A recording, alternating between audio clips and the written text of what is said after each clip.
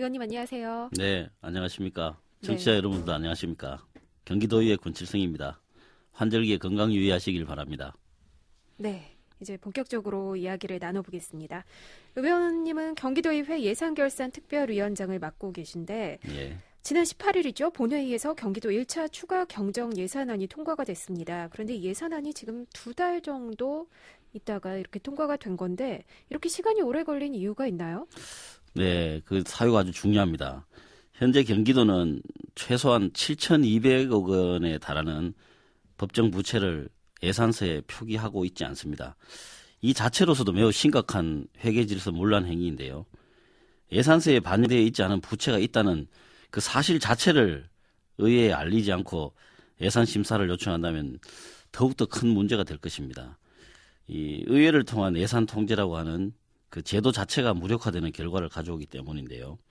의회는 이 부분에 대한 해명을 요구했고 결국 경기도가 의회에 7,200억에 달하는 그 장부의 부채에 대해서 실체를 인정하고 일부에 대해서는 상환 계획에 대해서도 언급하는 별도 자료를 제작하게 되었습니다. 네. 그래서 10월에 예산을 심사하게 된 것이고요.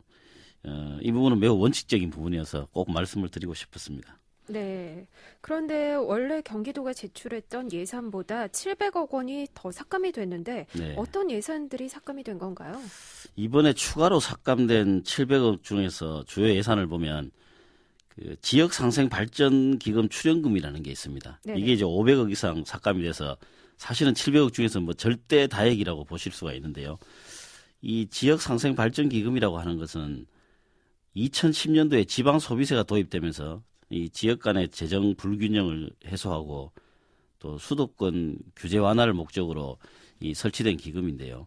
지역상생발전기금은 이제 서울, 인천, 경기 이렇게 이제 수도권이 지방 소비세 징수액의 35%를 2010년부터 10년간 약 3조 5천억 정도 조성해서 다른 13개 광역자치단체에 배분한 제도입니다. 네네. 그러니까 한마디로 이제 수도권과 비수도권의 상생 발전을 도모한다는 뭐 그런 취지인데요. 이 제도의 취지나 목적에 대해서는 뭐 전적으로 찬성합니다. 그렇지만 현실과 취지가 맞지 않는 그런 이제 그 기간이 있겠죠. 이게 이제 앞으로 10년간이니까요. 이런 경우에는 불가피하게 우선순위에서 밀릴 수밖에 없는 세출 분야다. 의회에서는 그렇게 판단을 했습니다. 그래서 경기도 내 뭐 사실 경기도 내에 있는 시군이나 또 교육청에 대해서 7,200억에 달하는 이 법정 전출금조차도 주지 못하고 있는 상황에서 거액의 상생발전기금을 출연한다는 것은 사리에도 맞지 않다고 생각합니다. 중앙정부에서도 최근에 경기도 재정 상황을 고려하면 이번 추경에서 삭감에 의해서 출연하지 못하는 부분 때문에 페널티를 가한다든가 하는 이런 조치는 삼가해야 된다 이렇게 생각하고 있습니다. 이 위에도 이제 국비 회계가 바뀌면서 국비가 증액된 이 생태하천 보건 사업비 중에서 도비 부분 14억, 그다음에 또 예비비에서 29억 원, 뭐 이런 등등이 삭감이 되었습니다. 네. 그런데 도민의 입장에서는 어떤 부분이 삭감이 됐냐 하는 것도 중요하지만 왜 삭감이 됐을까 하는 것도 많이 네, 궁금한데요. 이유가 있을까요? 네, 그게 이제 원칙적으로는 더 중요합니다. 경기도가 이번에 700억 원의 기금 사용을 예산안에 반영했습니다. 그러니까 700억이 세입으로 잡힌 거나 마찬가지죠. 그런데 이 기금이라고 하는 것은 용도가 한정된 재원이고 또 내년도 본예산에 바로 상환하겠다는 약속을 했지만 그 자체도 좀 신뢰하기 힘든 형편이라 기금 사용은 받아들이지 않았습니다. 따라서 경기도가 제출한 예산안 기준으로 700억 원에 해당하는 금액만큼 삭감할 수밖에 없는 상황이 발생하게 된 것입니다. 네. 지금 여러 차례 이런 질문을 드리고 있는데 경기도의 살림이 많이 어렵거든요. 네. 그 이유가 어디에 있을까요? 이 작년 초부터 예산 지출에 대해서 엄격한 통제가 이루어지고 했어야 하는데 전혀 그런 부분에 대한 조기 경보가 없었습니다. 작년도 예산 결산 결과 한 1,400억 정도의 순세계 잉여금 결손이 났습니다.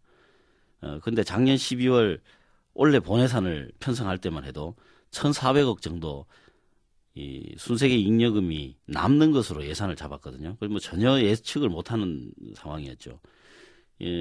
이걸 이번 추경에서 1,400억 정도 감액하는 바람에 앞뒤로 계산하면 2,800억 정도 예산 이제 부담이 발생했는데 네. 내부적으로 예산 모니터링 기능이 뭐 전혀 작동이 안 됐다.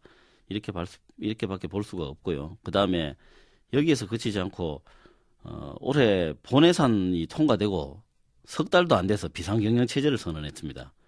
그러니까 예산 운영 자체에 심각한 지금 문제점을 드러낸 것입니다. 그리고 이거는 또 경기도에서 주장하는 내용인데요. 부동산 침체에 따른 세수 부족이 큰 원인이다. 이렇게 주장을 하는데 사실 이것도 굉장히 주요한 원인의 하나입니다. 그렇지만 이번에 발생한 경기도 재정 결함의 규모를 생각하면 이제 의회에서는 한 1조 5천억 이상이라고 보고 있는데요. 규모를 생각하면 세수 부족이 1차적인 문제는 아니라고 봅니다.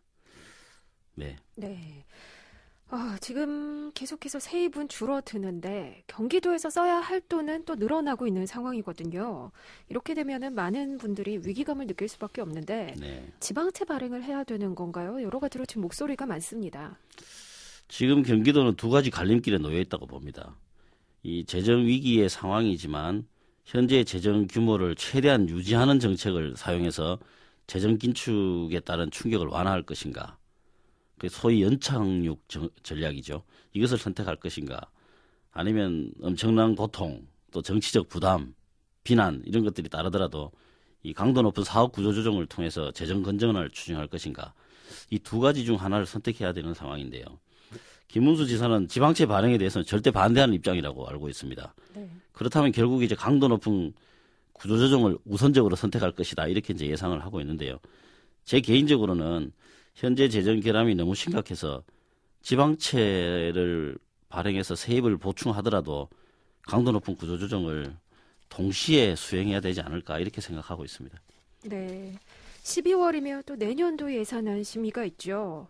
네. 정말 원만한 심의가 이루어져야 할 텐데 혹시 좀 바라는 점이 있으시다면 어떤 부분일까요? 앞서 말씀드린 것처럼 이제 지방채를 발행해서 세입을 보충해도 이 엄청난 사업 구조 조정이 불가피할 것입니다. 이런저런 정치적 의도나 계산을 하지 말고 솔직한 재정 건전화 로드맵을 만드는 것이 우선이라고 생각합니다. 예를 들면 시군과 교육청에 전출해야 될 그 부분에 대해서는 이번 마무리 추경과 내년도 본예산을 통해서 상당 부분 정리해야 된다고 생각하고요. 그래야 이 도미노 효과라고 하죠. 다른 단체에 대한 재정 위기가 전이되는 것을 좀 막을 수 있고 또 그다음 또 다음 지사에게 빚덩이를 넘기는 것도 이 부도덕한 일입니다. 네.